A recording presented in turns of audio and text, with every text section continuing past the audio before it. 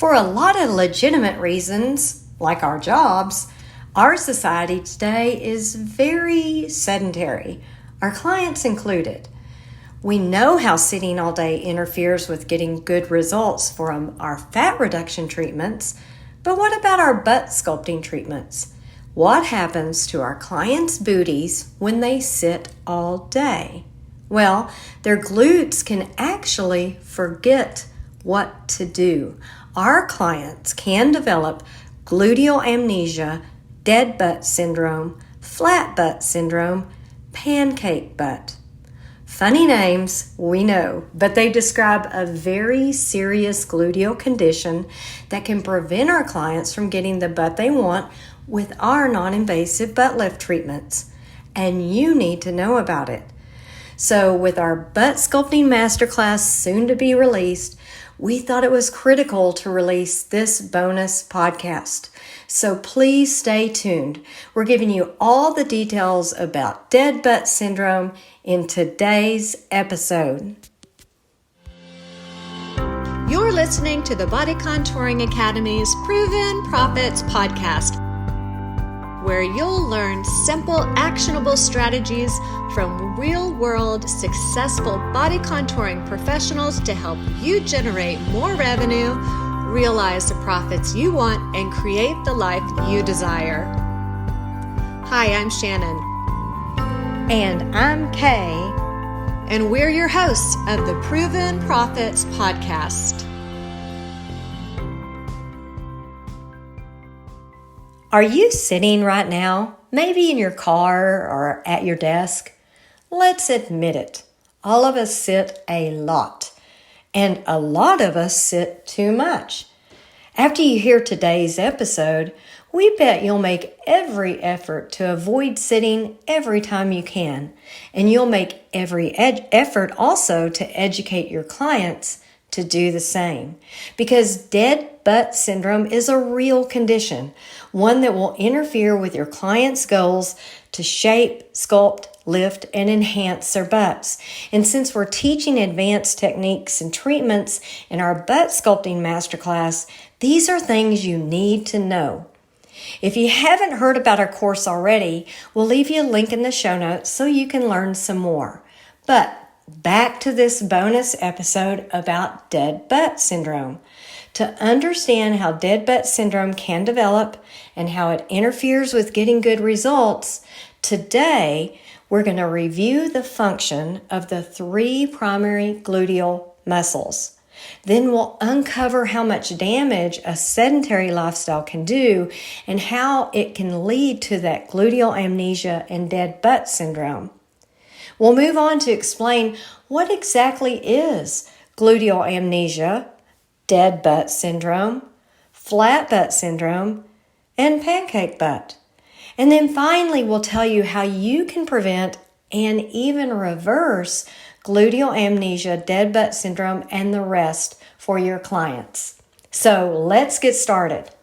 First off, you need a deep understanding of the 3 gluteal muscles and their functions. So let's start with the largest of the 3 gluteal muscles, the most superficial, the most outer muscle, and that's the gluteus maximus. It's the one you can see. It lies over the top of both the gluteus medius and the gluteus minimus muscles. It's the one that gives rise to the shape of the buttocks, which is why this muscle is so important in the non-invasive body contouring world. It runs at a diagonal slope, 45 degrees, covering most of each buttock, and it starts at the sacrum or that tailbone at the base of your vertebra and runs laterally, diagonally across each buttock till it reaches an area just below the trochanter on your femur. Now, the trochanter is that head that sticks out at the top of the femur, and it goes like right below that. Now, you use your gluteus maximus with any movement that takes your leg backwards and or out to the side of the body. So if you're able to, stand up now, put one of your legs out backwards and rotate it, lift it up to the side of your body. You are using your gluteus maximus. Now, lack of exercise or even underutilizing the gluteus maximus muscle will cause it to weaken. And did you know that that can actually lead to lower back pain, hip pain, and stability issues? And when this large muscle is weakened due to that inactivity, it also can cause strain on smaller, weaker muscles that go in and try to act to compensate to move the body because the gluteus maximus isn't doing it properly or is doing it insufficiently. Now, the symptoms of dead butt syndrome and gluteal amnesia and the rest are most pronounced, as you might guess, with this large muscle, the gluteus maximus. So we're moving to the next size down and also the next muscle inward, and that's the gluteus medius. It's located underneath the gluteus maximus muscle, and it sits on the side of the hip. So it's going to start at the hip bone at the side of the body, and it runs just straight downward, narrowing along the way until it ends attaching to the trochanter, which is that head of the femur. From a side view, if you were to look at just the muscle, it has a fan shape with the wide top of the fan at the top and the narrow stem of the fan at the base. What it does is it works with the gluteus minimus to support the hip, and it works with other hip muscles to move the leg out to the side and to rotate the thigh. So go ahead and do that if you're able to. Move your leg out to the side and rotate that thigh. You are using your gluteus minimus. It has a great impact on our pelvis, on the pelvic stability, and a weakened or underutilized gluteus medius muscle. That one is what most experts believe is responsible for the initial changes that lead to gluteal amnesia, dead butt syndrome, and the rest. Now, most symptoms and the most pronounced is in the gluteus maximus, that big muscle, but most experts believe that the changes actually start within the gluteus medius. Now, the gluteus medius is really important for walking also. And here's another exercise to do. When you stand with both legs and lift one leg in the air, and you feel yourself keeping balanced, that is your gluteus medius at work. Try it and see how strong your gluteus medius feels. Try it for a second, if you can. Let's move on to the gluteus minimus. It too is triangular in shape like the gluteus medius, and it's a little smaller and lies underneath the gluteus medius near the hip joints. It also starts at the hip bone and connects downward at the femur. It is also shaped like a fan, just like the gluteus medius. So visualize this. You've got outermost is the gluteus maximus, and it's the biggest. And it's running from your tailbone all the way slanted down to your femur. Underneath the gluteus maximus is the gluteus medius, which runs more to the side of your hip and is shaped like a fan on the side of your hip. Below the gluteus medius, you have the gluteus minimus, which is also shaped like a fan, smaller than the gluteus medius. And the gluteus minimus, that smallest innermost muscle, works to pull the leg up, to swing the leg out away from the body, and with the assistance of the gluteus medius, it pulls the leg inward towards the middle of the body. And it works with the gluteus medius to help stabilize that pelvis. Well, now that you understand a little more maybe than you did before what these three gluteus muscles are and what they do, let's move on and take a look at how much damage a sedentary lifestyle can do to them, at how gluteal amnesia and dead butt syndrome develop. Because our bodies are not designed to sit for long periods of time. So when our clients have to be seated for several hours a day or for prolonged hours, it's going to lead to issues. And as far as sitting goes, the problems with the glutes starts with that lack of activity and that lack of stimulus.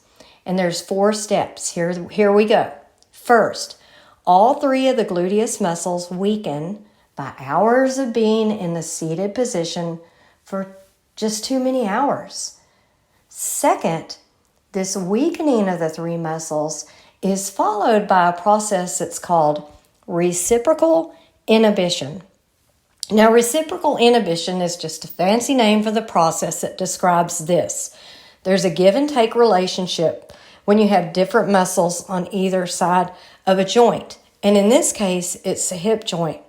So when one muscle on one side of the hip contracts, a nerve signal is sent to the opposing muscle, that muscle group on the other side of the hip, to relax. Now, in the case of the glutes, the opposing muscle are the hip flexor muscles. Hip flexor muscles run from the lower back around our bodies to the front of the thigh. And the hip flexor is what brings the leg up in an upward motion, like in a sitting position. So when you're sitting down and that leg is bent at the knee and it's up, that's your hip flexor at work. And it's contracting and your glutes are relaxing. So what happens is when your clients have to spend long hours sitting, their hip flexors have been contracting all that time while their glutes have been resting all that time. Now, it's okay to sit for a while, but when sitting occurs over long periods of time, the glutes simply become weak. In fact, they're trained to be weak. It's like you're training them to be weak. And over even longer periods of time, the glutes actually forget what to do. Thus the term gluteal amnesia. It doesn't stop there. Third, because everything is connected, it gets worse. When the glutes have become weak and have forgotten their function, other muscles around them have to work harder to compensate for the weak glutes. This can cause symptoms like back pain, knee pain, balance issues, tight hips, and even foot pain. Just think about all the people who have these types of problems. Could it all boil down to glute weakness, gluteal amnesia, dead butt syndrome? Possibly. Does make you think, doesn't it?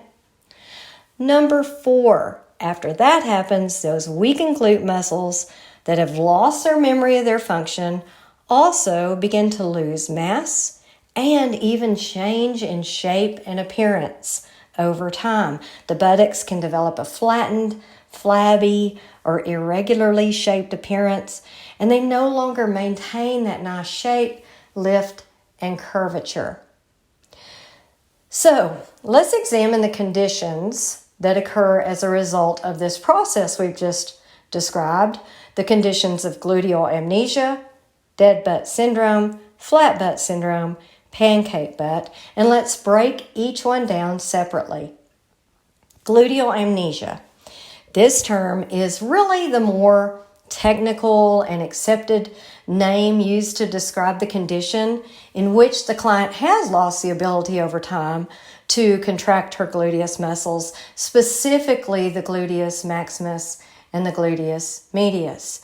Now, the glute muscles go to sleep, you could say, and they lose memory of their function, and they forget how to work in gluteal amnesia.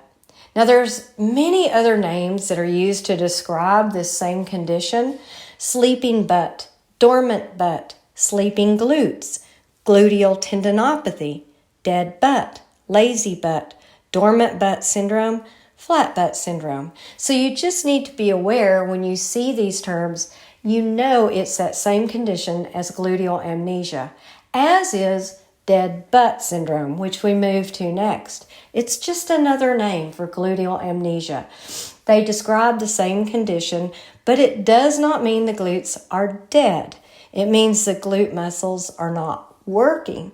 And just like gluteal amnesia, dead butt syndrome occurs when our clients are sitting too long and their butts have literally forgotten what to do. What about flat butt syndrome? We really don't need any description here because there's no mistaking flat butts, and your client may have one simply due to genetics. But gluteal amnesia also can cause a flat butt. So a flat butt can be an indicator of gluteal amnesia. It's going to be up to you to interview your client about lifestyle and genetics so that you can better tell the causation of the flat butt. Now, flat butt can be also used, or flat butt syndrome are other names that some people use to describe the condition of gluteal amnesia, dead butt syndrome, etc. Finally, pancake butt. Well, a pancake butt is a flat butt, but it's a flat butt that's lost its underbutt. Now, an underbutt is a term that's used to describe that lower curve of the buttocks, the one that divides the base of the butt from the top of the thigh. Now, a pancake butt can be caused by a loss of fat and muscle in the butt. And it can look like the thigh doesn't end, or it can look like the underbutt is there and just kind of a flabby hanging type structure. Pancake butt in and of itself is really not related to gluteal amnesia. It's really most commonly seen in postmenopausal women, but a pancake butt can be an indicator of gluteal amnesia or dead butt syndrome. So it's another case in which you'll need to interview your client about lifestyle, age, genetics to be able to tell more about the causation. Well, this all sounds super awful. We know, but we can do something about it. So let's take a look at how to prevent and even help reverse these conditions, gluteal amnesia, dead butt syndrome, etc. We've now learned that these are all names used commonly to describe the same condition. Well, the actual condition must be diagnosed by a physician. And then if your client really has an advanced condition, they'll need to be treated by a physical therapist. Now, body contouring professionals need to have a thorough understanding of this, and they need to be able to recognize a client who may be at risk of developing the condition or early on in the development of the condition, or a client who has symptoms of having the condition. So you can see how this condition that's given so many different names can definitely interfere with our butt sculpting treatments and with being able to get the butt that your clients want. So now let's go over the steps to prevent and even help reverse these conditions of gluteal amnesia, dead butt syndrome, etc. The things that we not only need to know, but these are the things that we need to be teaching our clients. And there's 6 of them. First, proper posture while sitting. Did you know that something as simple as sitting straight up can help counter the effects of prolonged sitting? Number 2, take an exercise break each hour. For each hour of sitting, your client should get up and move for 5 to 10 minutes to reactivate and keep the glute muscles from falling asleep. Some examples: just stand while doing the work, walk around the office, do some stretching, even pace during a phone call. Number 3, exercise while seated. So even while seated at work or seated while riding in a car, your client can do exercises to stimulate blood flow, work the glute muscles, lengthen the tight areas, and essentially wake that dead butt. Because even a small amount of sitting is going to result in a dead butt. It's just not going to be dead butt syndrome that's going to stick around for all the hours of the day. So glute squeezes, tighten and release those glutes. Hamstring stretches, stretch both those legs, pull your toes up, point your toes, pull your toes, point your toes. These are exercises that can be done while we're seated.